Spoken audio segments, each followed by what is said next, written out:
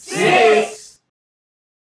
Number 6, sa pinakamainit na balita nitong linggo, AIDS Aid. Naglungsad ang sangay ng gobyerno ng kampanya laban sa mga human trafficking, violence against women, HIV/AIDS dahil sa patuloy na paglaganap nito sa ating bansa.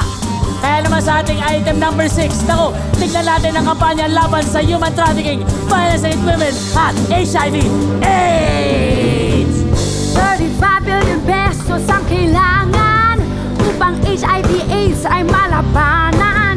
18 days naman hinihingi sa trafficking at violence sa mga babae. Statistics para sa AIDS tumataas. Budget sa paglaban di tumataas. Milyon-milyon ang kailangan. Gamot at prevention kailangan simulan. Pahingi naman ng budget dyan, oh.